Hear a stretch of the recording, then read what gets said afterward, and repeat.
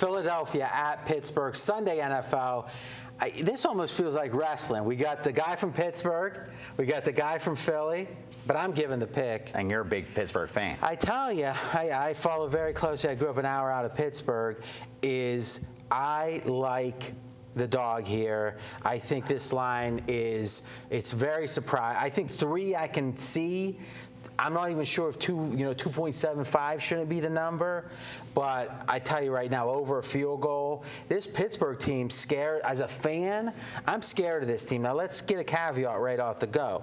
Is Troy's back at safety? Is the speculation right now as we're taping on Tuesday, and Harrison is back, but Harrison hasn't practiced a whole practice even from the beginning of training camp. So the question is, if Harrison comes back and can truly put some pressure on, and now you got Woodley and Harrison, and Troy's out there doing his thing, I would, at that point, if you guarantee me that they're 100%. Yeah, and Harrison, we have no idea what even 100% is for him at this point. He hasn't played for a year, but if they are where they were last year, okay, I'm not taking Philly. But I think there's at least a 50% chance they're not. So to me, if I think of it like this, if 50% of the time that they are back, it's probably going to be a 50-50 at that point.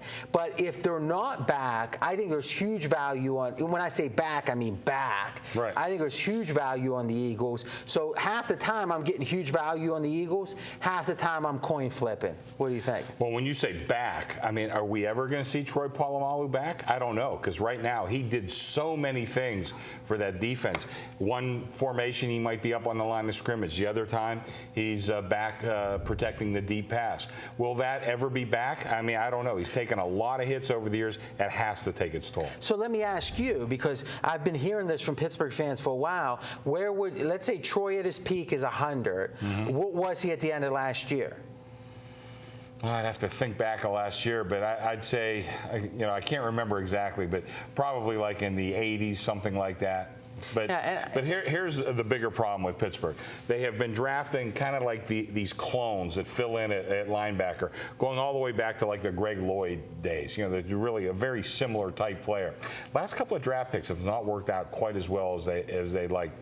Worldis, I think I'm pronouncing. Worlds, yeah. Yeah, I'm pronouncing his name wrong. And Timmons. Neither one of those guys. I don't think. Timmons just signed a $50 million contract. Well, I don't care what he signed. I'm not his banker. I'm a handicapper, and I don't think he's. Pittsburgh and the sharpest front office in the league probably thought he was. No, I agree. Well, they drafted that kid out of Ohio State too. That really has not been. Well, but there's always uncertainty with the draft, so it's hard to call. I'm giving you one man's humble opinion. I don't think he's been a good linebacker. What the Steelers need. No, I tell you this. I do agree that if you look at their drafts recently, I'm optimistic about Hayward, but we haven't seen it yet, and we're moving towards the middle of his second season. And I look at Ziggy Hood, as some call him a Vanderhood, and I look at him and think he's a serviceable player. He's not a first-round pick. I mean, we really don't have, as Coach Tomlin says, high or splash players, any of the new guys, except on offense. But even so, we're still not able to outscore. We weren't able to outscore Oakland. What's your take on the game? This game's simple. I mean, the only advantage Pittsburgh has in this game is where it's being played. Philly's the better offense. Philly's the better defense. So we're just looking at the yards per play or total yards or what? No, the only reason this team is 30th in scoring. I can't believe you think they're the better offense. You think Philly has a better offense than Pittsburgh? The Steelers? Yeah. It's not even close. You got Redmond back there as your running back. By the way, Rashard Mendenhall might be back this week. Does it matter, Redmond and Mendenhall? I don't think it does. I think Mendenhall's right there. To McCoy, that's like day and night. And then you got Macklin and Jackson, and you got against what? What's this, fantasy?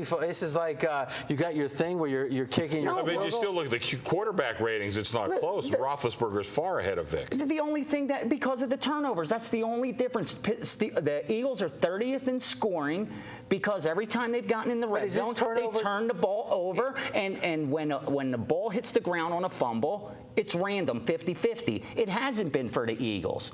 Interceptions has been off people's hands. It's not like he's throwing it to the wrong guy like we saw Romo do on Monday night. The host is talking. Go ahead. See this earpiece? I'm telling you, these are way off here as far as Pittsburgh being the better team. I'm not sure if they're the better team. I'm pretty sure they have the better offense. No. But I guess let's make a point that I agree with VR, is when it comes to turnovers, fumbles are pretty random, and interceptions not so much. But clearly Vic's turning the ball over. Yeah, of course. But I'm saying if you see, that's why the yardage matters, to see can this team move the ball. And they're 7th in rushing, 10th in passing. So obviously they're able to get yardage. They're able to move the ball. But the turnovers has stopped them from scoring. And then you look at them on defense, they 12th in points allowed. And they let up almost nothing compared to what the Steelers let up. And the only reason they're 12th in points allowed instead of top 5 is because they've given so many teams short field. But they're not giving up any yardage. That's what tells me their defense is even better. I got the better defense. Show your Eagles tattoo right now. I hate the Eagles. I've hated the Eagles. But I thought this year there's so much value. And the fact that this team's 3-1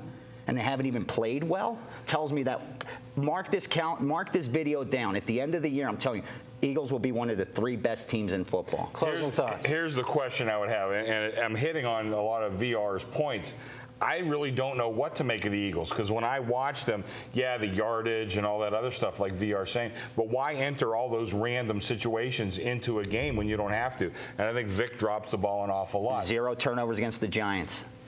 Okay, it's a good point. So I don't know if they're going to be a horrible team by the end of the season, or it doesn't matter right now, though. Or taking the fact that they're 3-1. They're going to represent the NFC and figure to go on from here and have a very, very good season. They're going to represent the NFC. All right, guys, we've talked it through. Let's make it official.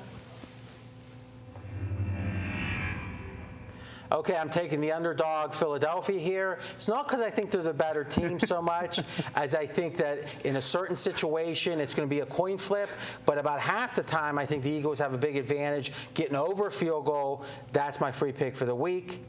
Dude, when the boss, a Pittsburgh fan, tells you he likes the other side, you got to take it seriously. He was so passionate, I thought it was his pick. This is no lie, though, is last 2 years, I'm like 75% of these Steeler games. He is. That's why. And I go against him as much as I'm on. Isn't it for just because everybody saw the Giants almost beat them if they make that field goal? You've had your say. You've had your say.